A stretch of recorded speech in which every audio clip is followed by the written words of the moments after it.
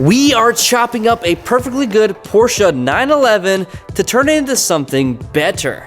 This is a Porsche 964, which is a cabriolet, and all my homies hate cabriolets, so what we're doing is we're converting it to be a coupe. But not only that, we also put turbo wide flares on it, OEM turbo wide trim, bumpers, and more. But this week, we're doing everything we can to get prepped to get this roof welded onto the car.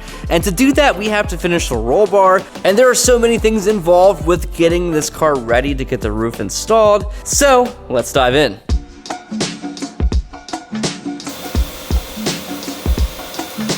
So I've got a spot down here to weld yet. It's right between the bulkhead here and the tubing. It's just too tight, but I do want to take it still, so I have a solution, I think. I'm going to attempt bending the tip of this tungsten so that I can change the arc to the side to like wrap around the corner. Well, around the tubing, it's not really a corner, but you know what I mean. I've seen it done, and I've always wanted to try it, so we're gonna give it a try. The idea is to clamp it in the vise, like so, just the tip clamp. And then you heat it up with a TIG, and while it's hot, bend it over. Should be pretty straightforward. Should.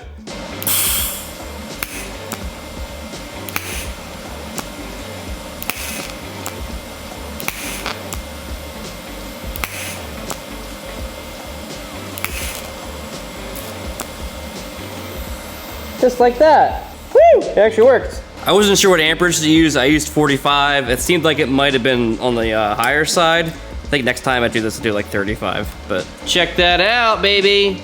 She's got that natural curve. It's so funny.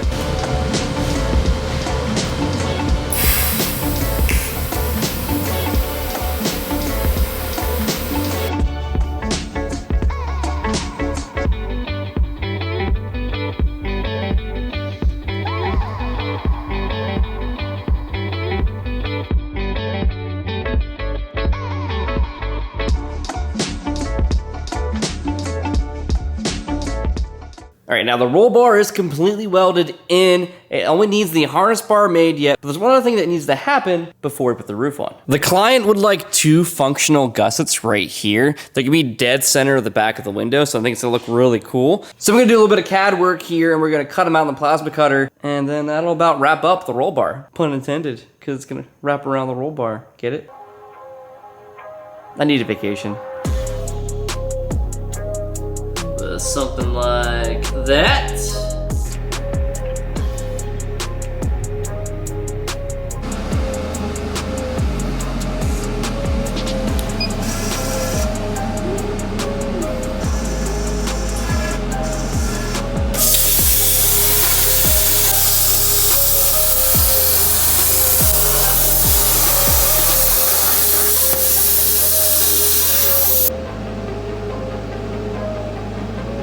It's amazing how hazy it gets in here with just 2 little cuts when you do not have coolant in your plasma table. I need to add coolant to this thing.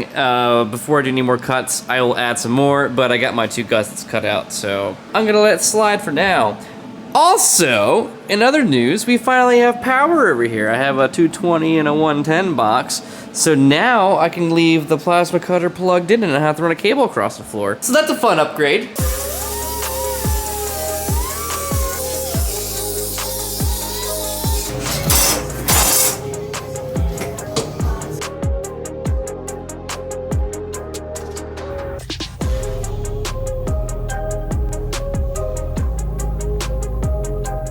All right, so this is the easy part, getting the blanks ready.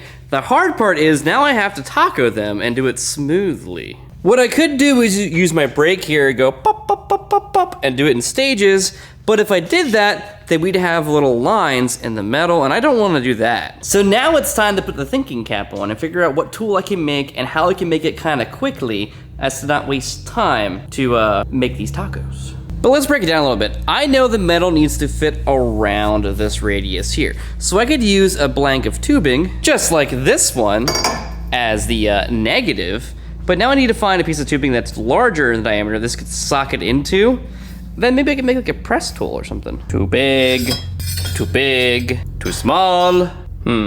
Wait, it doesn't have to be a semicircle technically. I don't think. This could work. When I made my louver press, The negative here for the louver, so like the shape of the louver, only had to be on one side. The other side was just a frame to like guide it, but it didn't have that negative shape also, or positive, or whatever you want to call it. I guess this is really the positive and that's the negative, but well, you know, you get the point here. So if I cut this down right here, basically just lopped the top off and then took this tube to press down through into it and then sandwich this in between, in theory, it should wrap it around this tube and we'd have the shape we need. Now it is 16 gauge steel, so I need to have like a relief for 16 gauge of steel to go around. So I might have to grind the inside of it a little bit, but that's not too bad. I can sit around and think about it, or I could just make the tool and give it a try. So I'm gonna give it a try.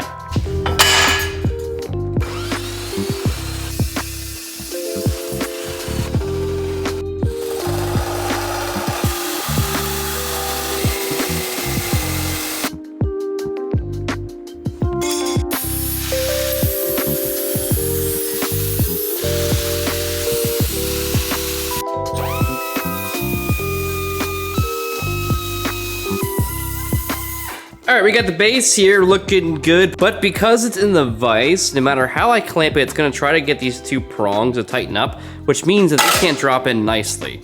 So what I'm gonna do is I'm gonna weld a stub to the bottom of the C channel here, so I can space it up above the vise, and then it can kind of free flex open, because I do kind of want to flex a little bit with the pressure. And then we'll weld a stud to this as well, so then I can line it up with the metal, and hopefully just kind of use a mallet and bop it down and make it work. That's the vision, we'll see if it works.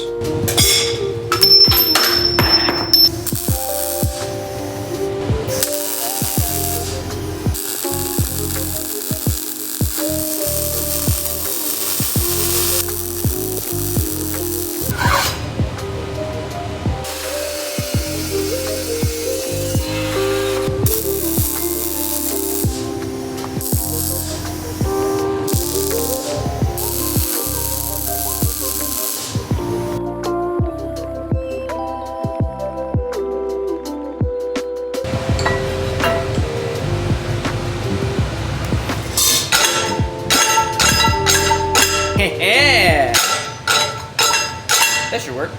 We never fixed this hood prop. This hood won't stay up. Hey, whoa, what's wrong? I just can't get this thing to stay up. You know they make a tool for that, right? They do? Yeah, and there's no shame in using it. I'll bet this happens more often than you think, especially with the older cars. Millions of men deal with ED every year, but almost nobody talks about it. RexMD is an online telehealth service that helps men get real FDA-approved ED medication straight to your door. Everything is done online, no doctor's office, no waiting rooms, no awkward conversations. And treatment is shipped in discreet packaging right to your door, no need for a trip to the pharmacy. Over 475,000 men have chosen RexMD, with over 50 million ED tablets prescribed and delivered. Take control of your health confidently. Get up to 95% off ED treatment with RexMD. Visit rexmd.com/crucible or scan the QR code, and you can get up to 95% off your ED treatment. See full details and usage at rexmd.com. Prescription required. Results may vary. Big thanks to RexMD for sponsoring this week's video. Sponsorships like this keep our channel going. So without any further ado, let's get back to work. I cut out an extra one here to practice with. I didn't bother sanding it or anything, just because it's a practice piece. Let's see how it goes. Line this up on the center and hit it with the BFH. I'm afraid I'm gonna hit my hand. I'm gonna bend this a little bit first to get it started so it doesn't want to slide side to side. I'm gonna put it in the brake first. Just a little bit of a start, nothing crazy.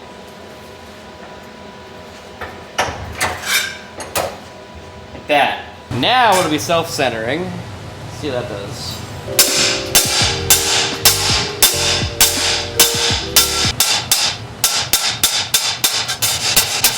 Let's try the press.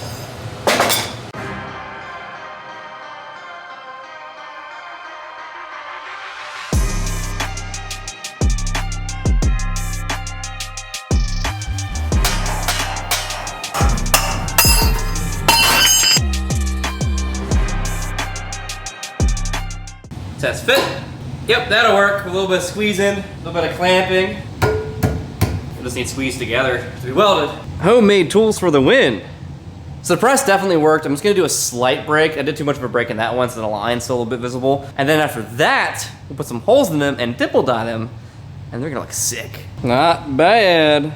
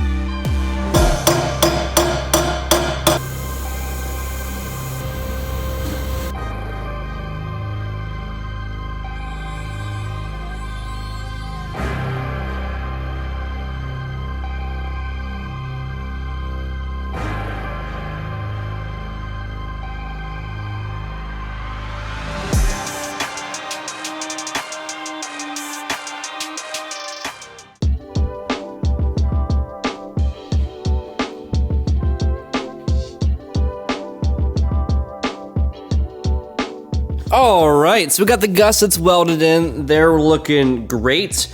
I'm gonna pause on that for the moment and work on something else. You see, we're doing a turbo wide 964, and the turbo wide 964s had this plastic trim that goes on the rockers down here, and you'll notice that in the back here, I already have the trim fitted to the quarter panel. These were flares from a 930 that we modified to fit that trim. So I had to make little steel buckets here and cut them and weld them in to have the trim snap in correctly. I also had to do it on the front flare as well for the front rocker trim that runs on the whole rocker. And I'm not quite done with that yet. If you're wondering, this was done before we started filming the car. There's short form video on that, but it was very involved to make these pieces and to get it to fit right, because the goal is for like an OEM plus look, and I think we're nailing it. But what's left to finish it off is this front flare still needs the box installed.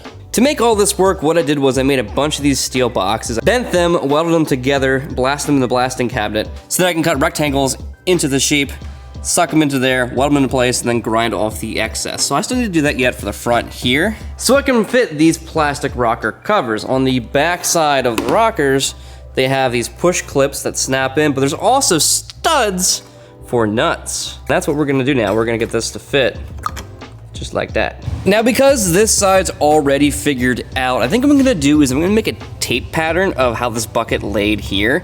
Then I can peel it back off, flip it inverted, and then stick it onto this side so that it perfectly matches, because all the maths are already done and measurements and whatnot. So let's try that.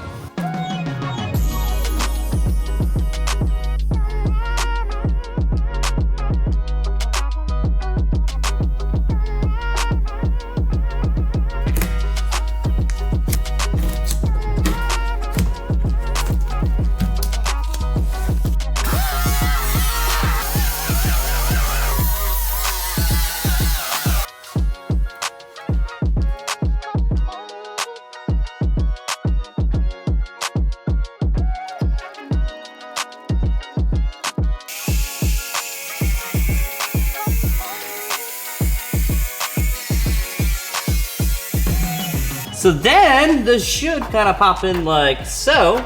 Obviously, it's well oversized, so I gotta cut down the profile, but it's just a blank. Big brain moves, baby. All right, let's make sure it lines up, and then I'm gonna tack it into place, carve it down.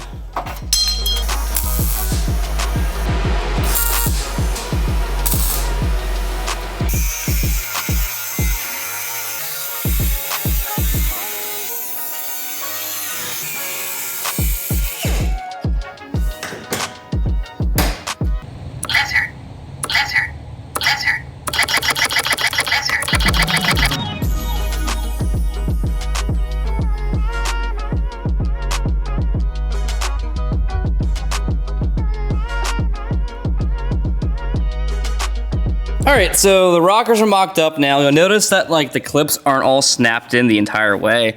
That's because, well, I don't want to break them when they come back out. I also need to replace the little grommets they snap into because they're tired. And also another thing is there's gonna be a rubber trim piece that goes between the plastic and the body, which we don't have yet. This is where custom cars become lots of fun because there's just so much to do and it all builds up. And you're like, yeah, I can get this done. And then, oops, there's one more tiny little thing in your way. Gotta order a part, wait for it to come from Germany, and then pay a big tariff on it. We're making our way. This thing looks so cool with the rockers on it. So OEM plus. This side's especially bulged too because I have the oil lines like loosely hanging underneath the rocker. So it's like pushing out a little bit. But you can just ignore that part and just enjoy the general shape of the car. She's a beauty. The reason I jumped off of the roll bar is because we need some parts. We need to finish the harness bar, which Tony's working on right now. Also, we need to put seat belts in. The seat belts can be mounted to the roll bar itself. We did get these bungs that you weld in to mount seat belts to roll bars.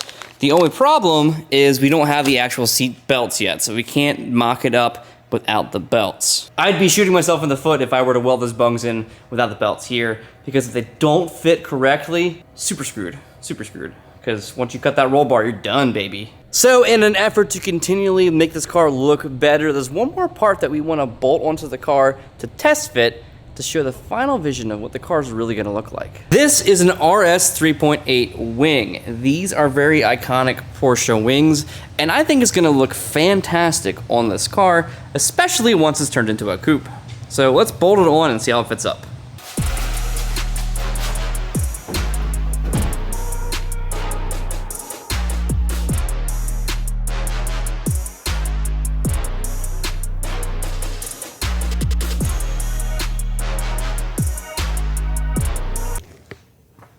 Oh, hey, Tony. Oh, hey. Thanks for holding it up for me. Yeah. The wing bolts to the deck lid, and the deck lid's not torn down yet. In fact, it might even be the right deck lid, I'm not sure. So, this is our visualization. We have me instead. Yeah. Do you think, does it look good? From here, yeah, it looks great.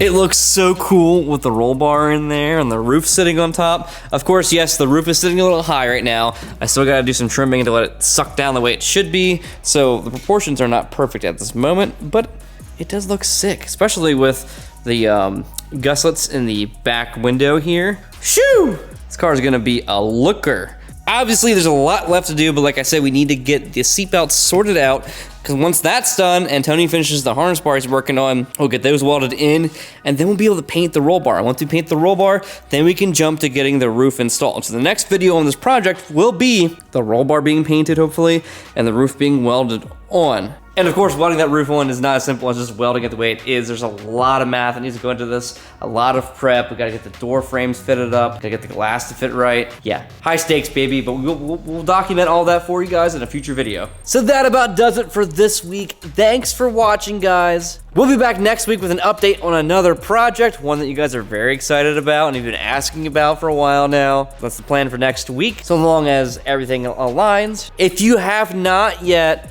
check out our Patreon. There you get exclusive access to our Discord server where we talk about the projects and your projects and all kind of just hang out. It's a good time. Anyway, thanks again for watching and thank you for hanging in the shop with us.